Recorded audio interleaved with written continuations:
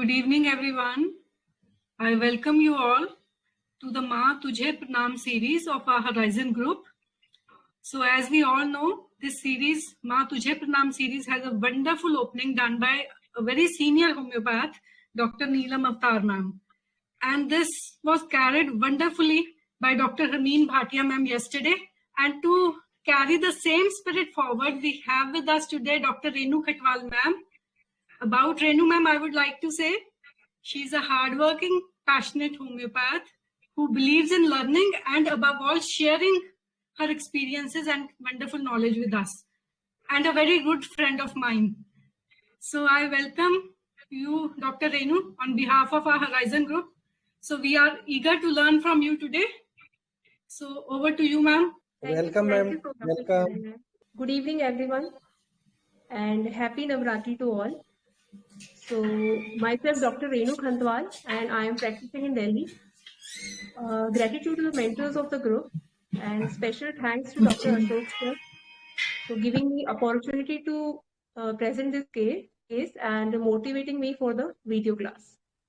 So I will start with the case. So ये patient आपने video में देखा होगा कि कैसे ये पेशेंट जो अपनी सिस्टर के साथ आई थी, अपनी एल्डर सिस्टर के साथ. सो पेशेंट की जो स्टार्टिंग वर्डिंग्स थी वो आपने सबने देखा होगा वीडियो में. So patient start with the words कि आई एम 39 ईयर्स ओल्ड. जो प्रॉब्लम्स है, मुझे थायराइड है, मुझे सिंस 20 ईयर्स, बहुत बचपन से है. मुझे बीपी का problem ever since I delivered around 4 to 5 years. और पोस्ट कोविड भी प्रॉब्लम है, वो है urticaria. I am taking antihistamine for that. ये मेरी अभी की प्रॉब्लम्स है. पर जिस प्रॉब्लम के लिए मैं आपके पास आई हूँ कि मिड साइकिल में मुझे पोस्ट ओवुलेशन जैसे पता चल जाता है कि व्हेन आई ओवुलेट मुझे एक पेन होता है लोअर एब्डोमेन में, बहुत शार्प पेन, बहुत sharp pain. So this was the wordings of the patient, and without my interruption, she was telling all this on his her. So this pain lasts for the 15 minutes. उसके साथ acidity भी होती है. उस pen के दिन में 3 या 4 एपिसोड होते हैं. पहले एक दिन होता है and that pain is very sharp. ये 3 दिन रहता है मुझे. अब मैंने अपनी गायनी को भी ये बात बोली और एसिडिटी के लिए भी और डॉक्टर्स के पास भी जाती थी, तो मैंने बोला मुझे ऐसा पेन होता है. सो दे वुड ऑलवेज से कि अगर पेन बिना पेन किलर के ठीक हो जाता है तो कोई प्रॉब्लम नहीं है, और अदरवाइज पेन किलर ले लो. सो द पेशेंट का जो कंसर्न था कि दे नेवर थिंक कि this requires a treatment.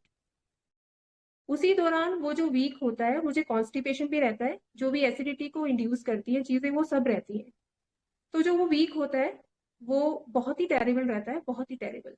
So she use the word terrible 2 times, and I somehow need cure. So I said okay.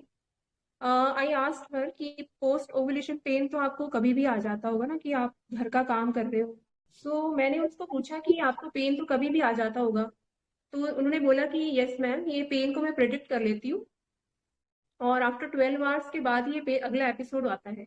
And I come to know the pattern कि अगला episode 12 घंटे के बाद ही होगा, और इस pattern को समझने में भी मुझे टाइम लगा है.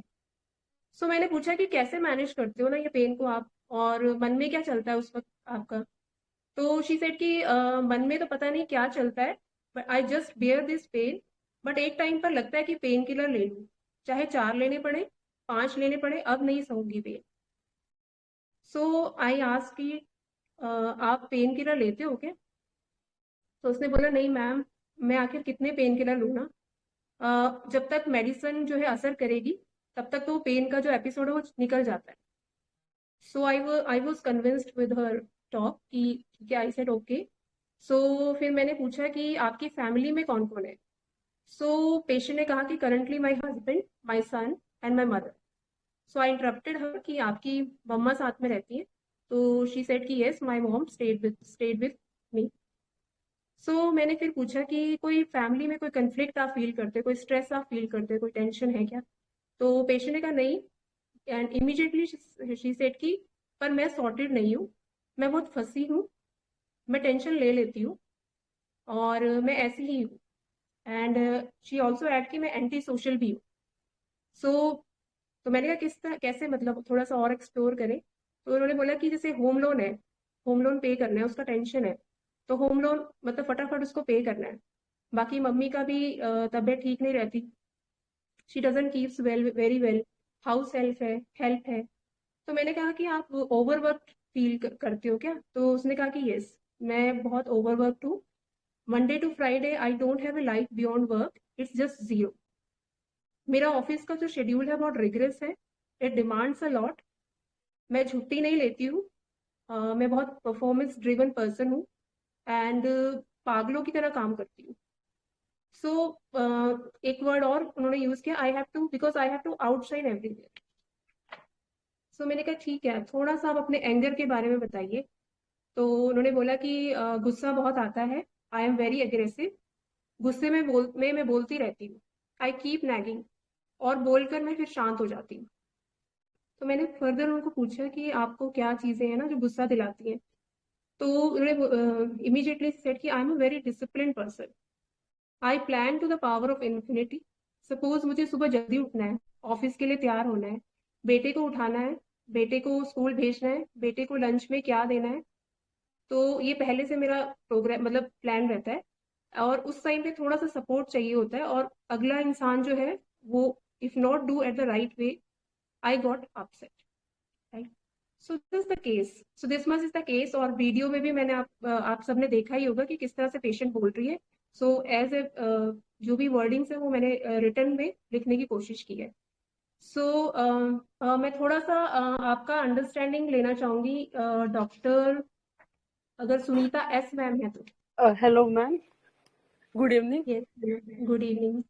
मैम, ये लेडी मुझे बहुत ही जैसे नक्सोमिका जैसी पहले लगी, लेकिन बाद में लाइक मेन इसकी इरिटेबिलिटी है एक्चुअली। एंड प्लस मुझे एक और बात इसमें पेक्यूलर लगी कि ये बहुत अवेयर है अपने बॉडी के लिए, तो ये मुझे क्लियर लगा इसके साथ। बिल्कुल ठीक है। आई थिंक आपने रेमेडीज भी 3-4 डीडीज में डाली हुई है ना? तो ट्रिटिकम से ज्यादा फीलिंग आ रही थी मुझे कि ठीक है ma'am, thank you. Thank you ma'am. Thank you ma'am. Okay, thank you. So analysis में थोड़ा सा हम देखेंगे कि इनिशियल आपने देखा होगा पोस्चर में वो कैसे बैठती है ना, बिल्कुल सीधे, और middle of the case taking में थोड़ा सा उन्होंने टिल्ट करके ऐसे करके बैठ गई थी, राइट? और दूसरी बात है कि पेशेंट ने आते ही ना मुझे without my interruption and without my asking ना हर चीज खुद से ही बताई है कि आई एम 39 ईयर्स, फिर मुझे थायराइड है, फिर मुझे बीपी हुआ, then post urticaria, post covid urticaria, then उसके बाद जो मेन कंप्लेंट थी। और उसको भी उन्होंने बहुत ही, गायने के पास भी गई, गायने ने क्या क्या बोला, और जो भी चीजें थी अपने बारे में बहुत ही क्लियर कट बताई, जहाँ पे मुझे कहीं भी और बताइए वाला ऐसा कुछ पूछना ही नहीं पड़ा। So I took the first rubric, very clear rubric, communicative expensive. So this patient was very communicative and each and everything she told very expressively. So the first rubric is communicative expensive, right? दूसरी चीज है, हर चीज को बड़ा order में बताया, बहुत ही sequence में, कोई भी चीज ऐसे बीच में से उठा के नहीं बताया कि मुझे पहले एकदम से बीपी हो गया था या अर्टिकेरिया याद आया तो अर्टिकेरिया बता दिया, ऐसा नहीं है। बिल्कुल सीक्वेंस में कि अपनी एज बताई, शी नोज कि मैं उनका नाम तो जानती हूँ, तो उन्होंने सीधा एज से शुरू किया, और फिर मतलब थायराइड है, देन बीपी है, देन जो जो मतलब अर्ली थे वो पहले बताया कि 20 ईयर्स बैक थायराइड था, उसके बाद बीपी हुआ, उसके बाद ये कोविड का अर्टिकेरिया हुआ, और जो मेन कंप्लेंट थी। So I took the second rubric, order desire for. बहुत ही मतलब पेशेंट ने बहुत ही एक सीक्वेंस में चीजों को बताया, राइट? सो जो पोस्चर की मैं बात कर रही हूँ ना कि कैसे फर्स्ट चेंज हुआ पोस्चर, सो द इनिशियली अगर आप थोड़ा सा वीडियो को दोबारा देखेंगे तो उसका एक्सप्रेशन थोड़ा सा टिमिडिटी है। पेशेंट ने मतलब मास्क उतारा और जब शुरू किया ना, इट्स लिटिल थोड़ा सा timid. So I took the third rubric, timidity public appearing. और जब वो थोड़ा सा खुल गई ना मेरे साथ और थोड़ा आराम से बैठ गई, इवन कि वो लेग के ऊपर लेग करके बैठ गई थी, तो that was the posture of confident. So this remedy is both present in the timidity as well as in confident rubric. Okay. So this was the how of the patient. So I think how is of the patient is clear to everyone. Okay.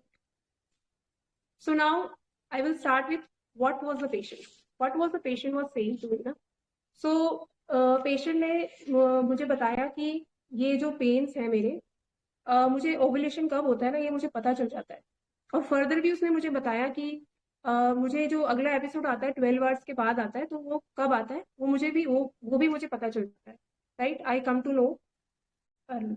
तो ये बहुत से मैंने देखा doctors clear points भी लिख रहे हैं, अलर्ट भी लिख रहे हैं, और क्लियर पॉइंट्स हो सकता है, बट ये जो रूब्रिक है actually this is awareness heightened, जो कि सुनीता एस मैम ने बहुत अच्छे से पकड़ा। सो अवेयरनेस हाइटेंड हमसे लेंगे कि अवेयरनेस क्या होता है ना, कि एक तरह का कॉन्शियसनेस होता है, हम कॉन्शियस हैं कि हम क्या कर रहे हैं दिन में, कैसे चल, मतलब कैसे खा रहे हैं, कैसे we are conscious about ourselves.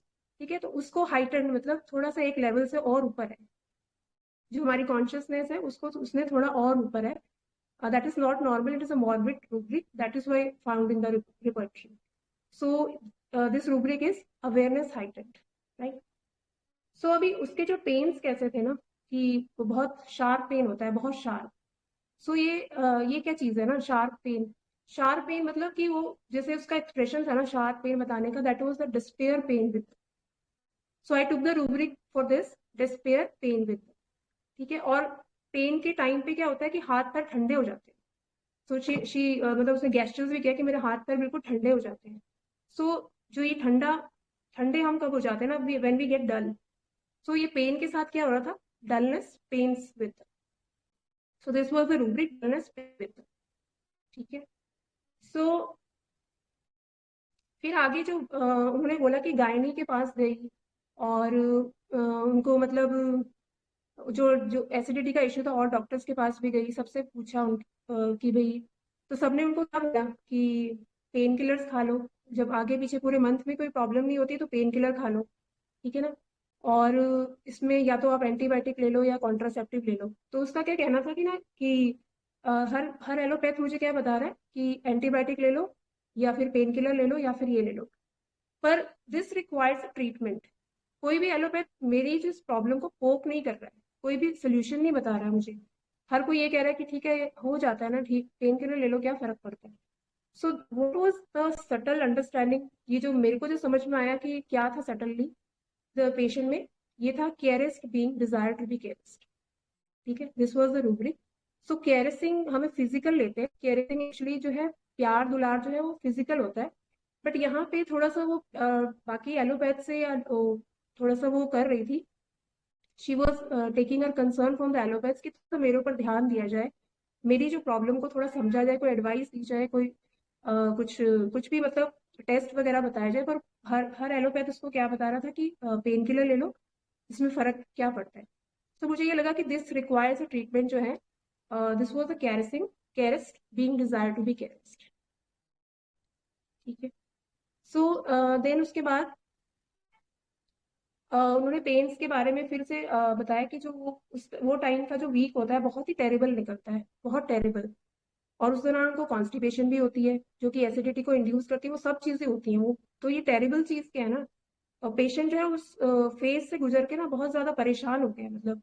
सो मैंने यहाँ पे रूब्रिक लिया था डिस्करेज्ड पेन फ्रॉम। ठीक है, बहुत ज्यादा मतलब इतना डिस्पेयर है पेन्स के टाइम पे, उसको बहुत ही ज्यादा अनबिलीवेबल पेन है ना, मतलब सोच भी नहीं सकते कि किस तरह से वो शी वॉज इसको झेल रही थी वो। So this was discouraged pain from. So मैंने जब ये पेन किलर्स की बात पूछी थी कि आप पेन किलर लेते हो क्या, सो उसने बोला कि नहीं मैम, मैं कितने पेन किलर लूँ ना। ऑब्वियसली कि this was very justified answer कि जब तक कि 15 मिनट का एक्यूट पेन होता है, पेन किलर भी टाइम लगाता है डिजोल्व होने में स्टमक में, 10 मिनट्स पेन किलर भी अपना काम करने में लगाएगा। तो ऑब्वियसली कि भी जब तक वो पेन किलर अपना असर करेगा तो वो तब तक वो पेन आपका निकल जाएगा।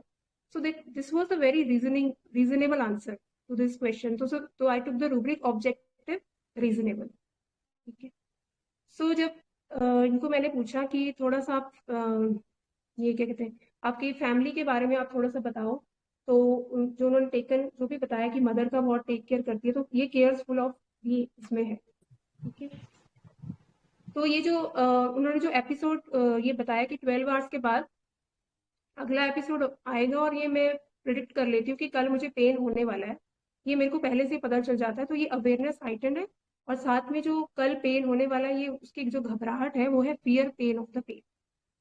ठीक है, देन मुझे उनकी फैमिली के बारे में जब मैंने उनसे पूछा था कि कोई कन्फ्लिक्ट है, तो उन्होंने क्या बोला कि नहीं कोई कन्फ्लिक्ट नहीं है, और इमीडिएटली बोला मैं सॉर्टेड नहीं हूँ, मैं बहुत फंसी हूँ, मैं टेंशन ले लेती हूँ, और मैं ऐसी ही हूँ, राइट। सो ये क्या है ना, मतलब अपने बारे में एकदम से ऐसे बोल दिया कि मैं तो सॉर्टेड हूँ, और मैं सॉर्टेड नहीं हूँ, मैं बहुत फंसी हूँ, जिस चीज की टेंशन होती है मैं ले ही लेती हूँ। So this was, she was telling the truth, telling the plain truth. बहुत ही ऑनेस्ट तरीके से उसने इस चीज को बताया। कहीं पर भी कोई अफेक्टेशन नहीं दिखाया कि अगर टेंशन है मन में, नहीं टेंशन नहीं होता, ऐसा नहीं बोला। टेंशन है तो मीन्स टेंशन है, ले लेती हूँ टेंशन। अब जैसे होम लोन का टेंशन है, होम लोन है, होम लोन है, फटाफट पे करना है, फटाफट पे करना है। तो व्हाट वाज दिस ना, फटाफट पे करना है, दिस वाज पर्टिनेसिटी। तो ये जो वर्किंग वूमेन है ना, ये 5 से 6 सालों से होम लोन को पे करने के लिए अग्रेसिवली वर्क कर रही है एक प्रोजेक्ट पे। मतलब वहां से इनको फटाफट ये होम लोन, उन्होंने 5-6 साल पहले होम लिया होगा, उसके लिए ये मतलब अग्रेसिवली मतलब ये कर रही है कि इस खर्चे को जल्दी से जल्दी निपटा दिया जाए। ठीक है। सो बाकी के जब उनसे पूछा कि आपका, उन्होंने बोला कि मंडे टू फ्राइडे, मैंने पूछा कि बहुत ओवरवर्क आप फील करती हो क्या? तो उन्होंने बोला कि यस, मैं Monday to Friday I don't have a life, it's zero. मतलब वर्क के अलावा कोई भी मेरी कोई है ही नहीं चीज, बहुत जीरो है। और रिग्रेस है मेरा ऑफिस का शेड्यूल, और इट डिमांड्स अ लॉट। मैं छुट्टी नहीं लेती हूँ, मैं पागलों की तरह काम करती हूँ। ठीक है। और मैं बहुत ही परफॉर्मेंस ड्रिवन पर्सन। सो मुझे ये लगा था कि ये इंडस्ट्रियस है बहुत। अब ये रूब्रिक मुझे यहाँ पे लगा कि इंडस्ट्रियस है। पर जब मैंने ये देखा कि इंडस्ट्रियस जो होता है ये बहुत ही हार्ड वर्कर होता है, बट ऐसा नहीं है कि ब्रेक्स भी लेता है। यहाँ पे क्या हो रहा था ना, इसने अपना शेड्यूल बताया कि सुबह 11:30 बजे से लेकर रात के 11:30 बजे तक वो नॉन स्टॉप वर्क करती है, non stop work. So that she mean to say कि मैं पागलों की तरह काम करती हूँ। सो यहाँ पे हमारा रूब्रिक आता है मेंटल पावर इंक्रीज। ठीक है ना, एजिलिटी, मेंटल। सपोज मान लो कि मैं अगर दिन में 2-3 केसेस ही पढ़ पाती हूँ, तो ये मेरी इतनी ही वो है, मेरा इतना ही स्टेमिना है। ठीक है ना। कुछ डॉक्टर्स हो सकते 18 से 20 केसेस पढ़ के स्टडी कर लेते होंगे, तो ये हो गया आपका मेंटल पावर इंक्रीज, राइट। फिर मैंने उनसे पूछा था कि आपको गुस्से का एक्सप्रेशन क्या है आपका? तो शी इमीडिएटली बोला कि मैं चिल्लाती हूँ गुस्से में, सो श्रिकिंग एंगर इन। और फिर मैंने पूछा क्या चीजें हैं ना जो आपको गुस्सा दिला देती हैं? तो वो कहती कि see I am very discipline person, मैं बहुत ही डिसिप्लिन पर्सन हूँ। I plan to the power of infinity. ठीक है। सपोज मुझे सुबह उठना है, बच्चे को रेडी करना है, ऑफिस जाना है, बच्चे को क्या क्या देना है, ठीक है, बच्चे को लंच में क्या देना है। तो ये चीज क्या है ना, ये एक प्रोग्रामिंग एवरीथिंग है। ठीक है। Plans, making many plans and programming everything.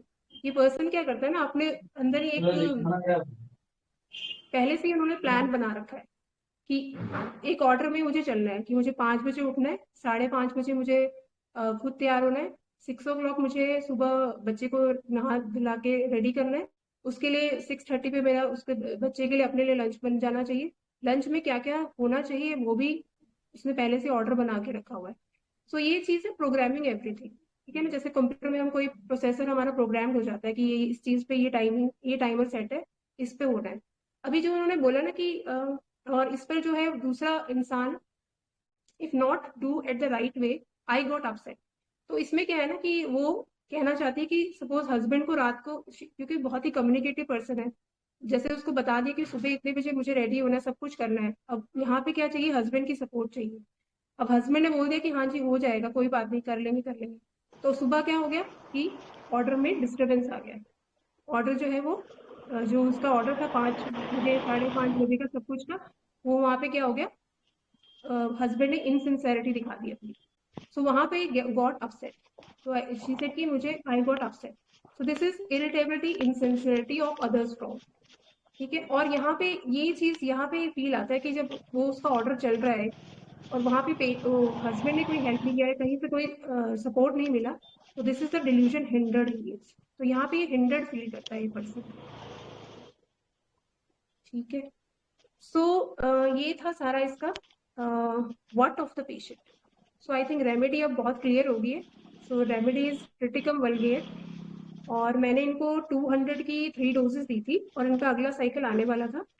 और फर्स्ट फॉलोअप में जो है इन्होंने मुझे एक और इम्पॉर्टेंट रूब्रिक दे के गई। वो बहुत ही इन्होंने बहुत ऐसे तरीके से मुझे थैंक यू बोला ना कि आई वॉज ओवरवेल्ड। मतलब मुझे भी उनका बोला हुआ थैंक यू बहुत ही मतलब टच्ड कर गया कि थैंक यू बहुत पेशेंस बोल के जाता है, but it was like very key touching. Touching था. So the here is a rubric is gratitude.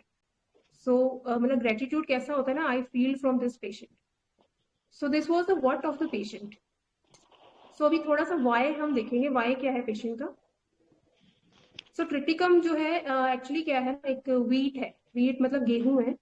सो इसका मतलब बेसिकली गेहूं हम सभी को नरिशमेंट देता है. मतलब हम गेहूं से बनी चीजें, रोटी, ब्रेड वगैरह सब कुछ जो भी है गेहूं से बनता है, तो गेहूं हमें नरिश करता है. सो ये क्या कर, ये भी जो पेशेंट है ये क्या कर रही है ना, इसने होम होम लोन लिया था 5 से 6 साल पहले, और उसका होम लोन ये रिगरसली पे करना चाह रही है. सो अपने आईपीआर के लिए कितना कुछ है. It's a big thing for the women ना, कि एक होम खुद के बलबूते पे लिया और उसका होम लोन वो पे कर रही है. मतलब एग्रेसिवली दिन से रात तक काम कर रही है, बिना छुट्टी लिए, बिना कोई इंजॉयमेंट किए, और बिना इंटेंशन के भी काम कर रही है. उसके इंटेंशन का वर्क नहीं है, फिर भी वो करते जा रही है. तो ये बहुत बड़ी बात है. अब यहाँ पे आईपीआर से क्या चाहिए, थोड़ा सा जो एक सटल मैंने समझा इस पेशेंट को. आईपीआर से उसको, उसका एक ऑर्डर है, उसकी एक प्रोग्रामिंग है, वहां पे एक थोड़ा सा सपोर्ट चाहिए. वहां पे वो इनसिंसियरिटी नहीं चाहती है अपने आईपीआर से. सो यहाँ पे है कि भी मैं आपको नरिश कर रही हूँ, सो मतलब मुझे थोड़ा सा रिस्पेक्टेड डिजायर्ड. यहाँ पे वो अपने आईपीआर से थोड़ी सी रिस्पेक्ट चाहती है अपने लिए, कि ये चीज मतलब मैं इतना कुछ दिन रात करी, तो आप प्लीज सिंसियर होके मेरे साथ रहो. मैं डिसिप्लिन हूँ, तो आप भी थोड़ा सा डिसिप्लिन दिखाओ. सो ये जहाँ पे मुझे लगा कि इसका एलिमेंट यहीं से शुरू हुआ था ये. और दूसरी बात बहुत सबने बड़ी अच्छी से पकड़ी है, जो है इम्पेशेंस. ये मतलब हर चीज को फटाफट, home loan, obviously home loan पे करने में टाइम लगेगा, उसके लिए आप रात दिन काम कर रहे हो, अपना सब कुछ छोड़ छाड़ के कि बस मेरे को ये कर्जा चुकाना ही चुकाना है, जल्दी से हो जाए, इससे निपट जाऊं, और फिर अपने इंटरेस्ट का कुछ काम करूं. तो ये चीज है, मतलब तो ये इम्पेशेंस है पेशेंट में. और ये पेशेंट फिर सेकेंड फॉलोअप इसका ऑडियो पे आया था, और now she is 80 to 90% pain उसका जा चुका है. सो उसने मुझे बताया कि, और जो बताने का तरीका था वो भी बहुत डिफरेंट था, जो आपने वीडियो में देखा उससे बहुत डिफरेंट था. सो शी वाज मतलब बहुत प्यार से बोली. पानी पी लीजिए, एक गिलास, एक घूंट प्लीज. नहीं सर, ठीक है सर, ठीक है. सो सर मेरी रेमेडी तो मैंने बता दिया मेरी तरफ से. डीडी की जो रेमेडीज हैं, डीडी रेमेडीज में जो नक्स आ रही थी सबके मन में, मेरे भी नक्स ही चल रहा था माइंड में एक्चुअली. तो नक्स जो है वो पहले रूब्रिक से ही आउट हो गई थी. That is communicative expensive. ना कम्युनिकेटिव में है ना एक्सपेंसिव में. तो नक्स वोमिका तो रूल आउट हो गई पहले ही उसमें. देन जो दूसरी कार्सिनोसिन हम ले सकते हैं, सोच सकते हैं. तो कार्सिनोसिन जैसा प्लीजिंग डिजायर टू प्लीज नहीं था. और वेनिला मेरे माइंड में आया था. और जैसे इसमें हेल्पलेसनेस फीलिंग है, वो वेनिला में एब्सेंट है. So these were the DD remedies. So this was triticum vulgare. So आप लोग से कुछ और कुछ मुझे पूछना है, तो कोई वर्जन नहीं समझ में आया तो वो मुझे पूछिए. बहुत बढ़िया, थैंक यू. शॉर्ट में पूरा क्रिटिकम ही हो गया, इंडिपेंडेंट भी हो ही गई है, क्रिटिकम इंडिपेंडेंट में है. हाँ जी. Case and nice understanding. Hello. Thank you, Dr. Renu, for sharing such a wonderful case. मुझे ना एक चीज समझ नहीं आई, वो जहाँ पे आपने रूब्रिक लिया ना, वो caressing desire to be caressed, वहां पे carried desire to be carried क्यों नहीं? उसे कोई भी डॉक्टर कैरी नहीं कर रहा था ना. बाय कैरिस्ट वो कैसे, मतलब वो थोड़ा सा हाँ वो एक्चुअली क्या हुआ कि वो एक ही गायनेकोलॉजिस्ट के पास नहीं गई ना, बहुत सारों के पास गई, और सबसे उसको क्या आंसर मिल रहा था, सबने उसको यही बोला कि पेन किलर ले लो, क्या फर्क पड़ता है, जब पूरे मन में कोई प्रॉब्लम नहीं होता है तो आप पेन किलर ले लो और सब ठीक हो जाएगा. तो यहाँ पे थोड़ा सा उसने बोला ना कि उसका जो एक्सप्रेशन आया कि दिस रिक्वायर्स अ ट्रीटमेंट ना, I need somehow cure. तो यहाँ पे थोड़ा सा भी मेरी मेरी जो ये carry desire to be carried तो है, बट थोड़ा सा ये भी है कि caressed desire to be caressed भी है. क्योंकि यहाँ पे थोड़ा सा वो अपने बारे में सिंसेरिटी से कोई मेरे प्रॉब्लम को समझे, कोई सोल्यूशन दे, कोई एडवाइस दे, कुछ भी दे, बट थोड़ा सा मुझे समझे. मतलब ये चीज मैं थोड़ा सा सटल उसको अंडरस्टैंड कर रही हूँ. That is why I take this rubric. Okay, thank you ma'am. Welcome. So ये ट्रिटिकम जो है, मतलब मैंने जो अपने आप से रिलेट की एक चीज, कि जैसे हम बोलते हैं ना, अन्न का अपमान नहीं करना चाहिए। तो मुझे ये पर्सन में भी ऐसा ही लगा कि भाई मैं आप नरिश, अन्न हमें नरिश करता है ना, तो मतलब मुझे ये मैं इसको रिलेट कर पा रही थी कि भाई ये पर्सन को भी कहीं ना कहीं रिस्पेक्ट ही चाहिए थी अपनी फैमिली से, कि जो इंसान इतने आपको दिन रात अपने बलबूते पे, एक वुमेन अपने बलबूते पे सब कुछ कर रही है, एक होम लेके होम लोन का कर्जा चुका रही है दिन रात मेहनत करके, तो सिर्फ सिंसेरिटी उसको चाहिए अपने फैमिली से। तो वहां पे ये हिंडर्ड फील हो जाती है, हिंडर्ड हो जाता है इसको कि कहीं पे भी थोड़ी सी इनसिंसेरिटी हुई और गड़बड़ हो गई।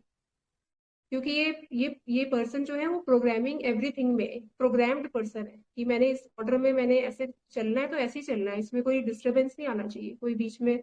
और दूसरी बात है, कम्युनिकेटिव भी है, तो सबको बता के भी चलती है, भी आपको मैंने बता दिया इस तरह से तो आपको करना है। और अगला इंसान उसके साथ इनसिंसियर हो जाता है, तो ये irritability insincerity of others from है। सो इसको मैंने इस तरह से इस पेशेंट को समझा, और पूरी रेमेडी भी इस तरह से समझ में आई।